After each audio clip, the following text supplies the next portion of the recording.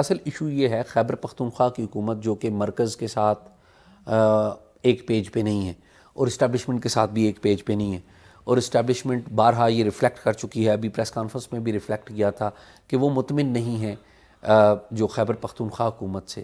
اور خیبر پختونخوا حکومت کو آپ کو پتہ ہے بار بار کہا گیا، ایک تو وزیر اعلیٰ جب آئے نہیں تھے تو اس کے بارے میں بڑا ایک قابل اعتراض بیان جاری کیا گیا، پھر جب وہ آ گئے تو بار بار کہا گیا کہ گورنر راج لگا دیں گے. اب عملی طور پہ جو خیبر پختونخوا کے وزیر اعلیٰ ہیں ان سے انتظامیہ تعاون نہیں کر رہی جس طرح سے کرنا چاہیے. اب صورتحال یہ ہے کہ ایک جو آئین موجودہ صورتحال میں 18ویں آئینی ترمیم کے تحت آپ کو پتہ ہے کہ گورنر راج نہیں لگ سکتا انٹل اور انلیس کہ اگر متعلقہ صوبے کی جو اسمبلی ہے اس کی اپروول نہ دے.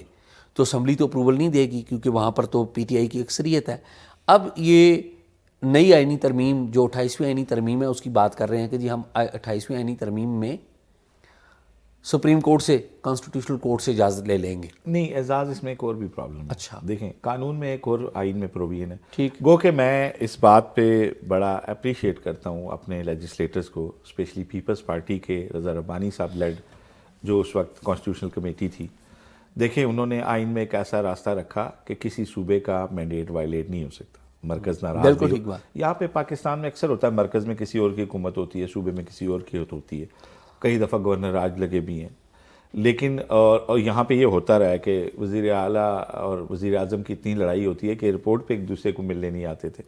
حالانکہ ایک اچھی ٹریڈیشن ہوتی ہے کہ جب کوئی مرکز سے آتا ہے، کیونکہ مرکز کا صوبے کا ایک بڑا آپس میں کوارڈینل ریلیشن ہونا چاہیے، آئیڈیل ہونا چاہیے انفیکٹ کہ دونوں کی بہت ساری چیزیں کوارڈینیٹڈ ہوتی ہیں اور پالیسیاں مرکز سے آ رہی ہوتی ہیں. نہیں وہ ٹھیک ہے، وہ اس پہ آئے نا. ہاں لیکن اب ہوتا یہ ہے کہ یہاں پہ تو ہوتا یہی ہے کہ مرکز میں کوئی اور ہے تو اس نے صوبے کو وہ کر دیا. تو 18ویں آئینی ترمیم نے اس کو پروٹیکٹ کیا، صوبے کی اسمبلی سے مشروط کیا. لیکن آئین میں ایک اور راستہ بھی ہے، وہ راستہ صدر کو امپاور کرتا ہے کہ in case of any emergency جس کو صوبہ نہ ڈیل کر سکتا ہو تو اس میں صدر فوری طور پہ گورنر راج لگا سکتے ہیں، لیکن 10 دن میں قومی اسمبلی اور سینٹ سے اس کی اپروول چاہیے.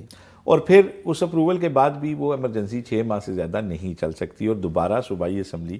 تو یہ جو ساری شکیں ہیں یہ ساری بات گھوم کے پھر صوبائی اسمبلی میں جاتی ہے جہاں پہ حکومت مرکز کی حکومت کے پاس جو ہے اکثریت نہیں ہے. یہی وجہ ہے کہ مرکز صوبے میں گورنر راج لگانے کو مس فائر اس کو قانونی دماغ بتا رہے ہیں کہ ہو جائے گا. تو قانونی دماغوں کی رائے ہے کہ آپ اس آپشن پہ نہ جائیں. دوسری طرف جو سنجیدہ صلاح کار ہیں حکومت کے، جو واقفان حال ہیں، وہ مرکز کو یہ کہتے ہیں کہ اگر آپ صوبے میں براہ راست حکومت لے لیں گے گورنر راج کے ذریعے تو آپ کے اوپر بہت سارا ان نیسیسری برڈن وہ آ جائے گا جو ابھی نہیں آ رہا. کیسے؟ ایک وہاں کی عوام کی منتخب نمائندہ حکومت ہے اور وہ by and large law and order اس کی ذمہ داری ہے اور جس کی وجہ سے بہت سارے معاملات وہیں پہ رک جاتے ہیں. جب آپ مرکز اپنے ہاتھ میں چیزیں لے لے گا اور صوبائی حکومت کو بیچ میں سے مائنس کر دے گا، صوبائی اسمبلی کو مائنس کر دیا جائے گا، انہیں معطل کر دیا جائے گا، ان کا کام نہیں رہے گا، تو اس میں ہوگا یہ کہ ایک تو وہاں پہ پہلے طالبان کے خلاف آپ لڑ رہے ہیں، پی ٹی ایم آپ کے ساتھ کوئی ان کے اچھے ریلیشن شپ نہیں ہے، افغانی جو ہیں وہاں پہ آپ انہیں نکال رہے ہیں، وہ بھی ایک حالت جنگ میں ہیں. تو وہاں پہ تو ایک بالکل آپ ٹوٹل ایک اینٹی مرکز ایک سارا بیانیہ جو ہے وہ ہو جائے گا جو کہ بڑا فیٹل ہوگا اور پاکستان کی سالمیت کے حوالے سے خدا نخواستہ سنگین کوسچنز پیدا ہو سکتے ہیں. لہٰذا جو سنجیدہ صلاح کار ہیں وہ حکومت کو یہ مشورہ دے رہے ہیں کہ آئینی پیچیدگیاں اپنی جگہ، لیکن اس وقت یہ خطرناک آپشن ہے کہ آپ صوبے کا کنٹرول اپنے ہاتھ میں لے لیں. جیسی بھی حکومت ہے کم از کم انتظامی مشینری جس سے آپ نے بتایا بہت حد تک فوج کے ساتھ مرکز کے اداروں کے ساتھ کوارڈینیشن میں ہے. وار آن ٹیرر میں بہت اچھا ہوتا کہ صوبائی حکومت کا اور مرکز کا بیانیہ ایک ہو جاتا. اگر وہ نہیں بھی ہے تو کم از کم آپریشنز کی حد تک تو بیانیہ جو ہے وہ مانا جاتا ہے مرکز کا. تو یہ بڑا پیچیدہ اور نازک معاملہ ہے. اسی لیے یہ سارے آپشنز ہیں کہ تمام تر اینگر اور غصے کے باوجود گورنر راج کی بات تو ہوتی ہے لیکن گورنر راج لگ نہیں رہا. اور حکومت نے دوسری طرف یہ بھی کیا ہے، جو آج ہم پہلے سے بات کر رہے تھے، اڈیالہ جیل کی ڈاکٹرز کے ایک بورڈ نے عمران خان جو ہے ان کا معائنہ کیا ہے، پیمز کے ڈاکٹرز گئے ہیں اور انہوں نے ان کی صحت کو تسلی بخش قرار دیا ہے، ٹھیک ہے، اور انہیں ان کو کوئی ایسا انہوں نے کہا کہ کوئی ایسا ان کو عارضہ کوئی بیماری ایسی لاحق نہیں ہے. یعنی ذہنی بیمار نہیں ہے. ذہنی بیماری کا تو کوئی ٹیسٹ انہوں نے فوری طور پہ نہیں کیا. ان کی ظاہری حالت دیکھیں, ڈاکٹرز نے ان کے کچھ ٹیسٹ لیے ہیں جن کے کچھ کی تو رپورٹس آ گئی ہیں, کچھ کی آنی ہیں. اپیرنٹلی انہوں نے کہا ہے کہ وہ بالکل صحت مند ہیں اور خدا ان کو خیریت سے رکھے, تندرست. جی ٹھیک.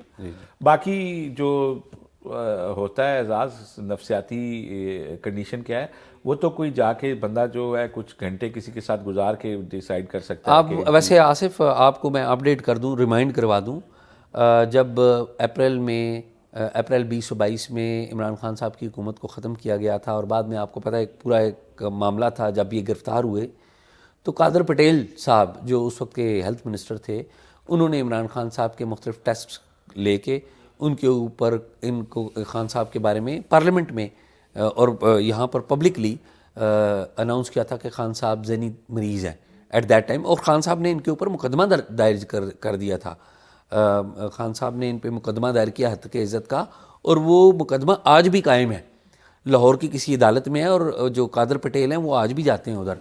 تو وہ جب D G I S P R نے یہ کہا خان صاحب کو, تو میرے خیال میں وہ قادر پٹیل صاحب بڑے خوش یقینی طور پہ ہوں گے کہ جی ان کی جو باتیں ہیں ان کو اب D G I S P R ratify کر رہے ہیں. مطلب وہ تو گورنمنٹ تو یہی کہے گی نا اس طرح کی بات. میں آپ کو ویسے ذہنی معذور کی بات بار بار ہو رہی ہے, پیچھے ٹویٹ بھی یہی کیا عمران خان صاحب نے جی کہ جی ذہنی معذور سارے ایک دوسرے کو ذہنی معذور ایک دوسرے کو ذہنی. تو میں نے آپ کو پہلے بھی بتایا تھا کہ قومی اسمبلی میں ایک دن تحریری طور پہ بتایا گیا تھا کہ قوم جو ہے وہ 8 کروڑ پاکستانی ذہنی امراض کا شکار ہیں. جی ہاں.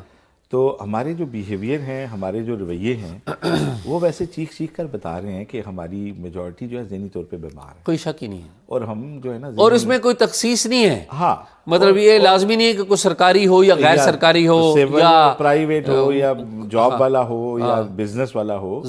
ہمارے عمومی رویے اتنے شدید ہو چکے ہیں, اتنی نفرت آ چکی ہے, نفرت اور ایکسٹریم پہ جا چکے ہیں کہ جو ہے نا, مجھے وہ سٹیٹمنٹ بالکل صحیح لگتا ہے 8 کروڑ پاکستانیوں کی ذہنی بیماریوں والا. تو خیر ہم نے سب کو چیک اپ کرا لینا چاہیے اپنا. میرا خیال ہے یہ چیک اپ سے آگے والا کہ اچھا آگے پہلے تو ہم تیار ہی نہیں ہوں گے چیک اپ کرانے پہ, کہ جس کو کہا جائے وہ کہتا ہے میں نہیں ہوں اور لڑتا ہے. اور یہی پہلی نشانی ہوتی ہے کہ اگر کسی کو کہا جائے کہ آپ چیک کروائیں تو وہ کہتا ہے کہ آپ نے مجھے غلط کہا ہے اور میں آپ کو پاگل لگتا ہوں. اور یہ اس پہ ویسے آپ کو پتہ ہے نا اعزاز, اس پہ بڑے لطیفے بھی ہیں. پاگل خانے میں جب بھی جائیں, پاگل خانے کے جب دورے ہوتے ہیں ڈاکٹرز کے یا آفیسرز کے, تو سم ٹائم اس میں انہیں بڑے ریزنیبل بندے بھی نظر آتے ہیں اور وہ سمجھتے ہیں کہ یہ نارمل ہے. ایک بڑا مزے کا لطیفہ آپ کو میں سناتا ہوں, مجھے کسی نے سنایا تھا, میں نے تو بڑا انجوائے کیا تھا. وہ کہتے ہیں کہ ایک پاگل خانے میں ڈاکٹرز کا ڈیلیگیشن گیا انہیں ان کی مینٹل ہیلتھ دیکھنے کے لیے. تو انہوں نے وہاں پہ دیکھا کہ وہ کوئی ایسا ٹائم تھا کہ وہ ادھر لان میں کہیں سارے بائک چلا رہے تھے, آوازیں بھی منہ سے نکال رہے تھے وہ ایسے نا. تو انہوں نے دیکھا کہ ایک بندہ بالکل سائڈ پہ بیٹھا اور خاموش بیٹھا ہوا ہے. ٹھیک ہے. تو وہ کافی دیر آبزرو کیا, پھر اس کے پاس کے نام پوچھا, حال حوال لیا. انہوں نے کہا یار بات سنو, تو میں کس نے پاگل خانے میں لایا یار, یہ پاگل تو یہ ہیں یہ سارے, دیکھو یہ جو بائک چلا رہے منہ سے موٹر سائیکل, ہاں, اور وہ آوازیں بھی نکال رہے ہیں نا وہ جیسے کہ بائک. تو انہوں نے کہا یار آپ تو پاگل نہیں لگتے. انہوں نے کہا سر میں تو دیکھیں نا, مجھے تو ادھر نہیں ہونا چاہیے, میں کہاں ہوں پاگل. انہوں نے کہا بالکل آپ کا آج ہم لکھتے ہیں کہ آج آپ کو ریلیز کیا جائے. انہوں نے ایک دم اس نے کک کی آواز نکال, کہتا میں پیچھے, ڈاکٹر کو کہتا میں پیچھے, بالکل چلیے بات. تو ہمارا بھی یہ کچھ ایسا ہی المیہ ہے کہ جو ہمیں کہے نا کہ ہمارا کچھ مسئلہ ہے تو ہم اسے مانتے نہیں ہیں اور الٹا اس سے لڑتے ہیں.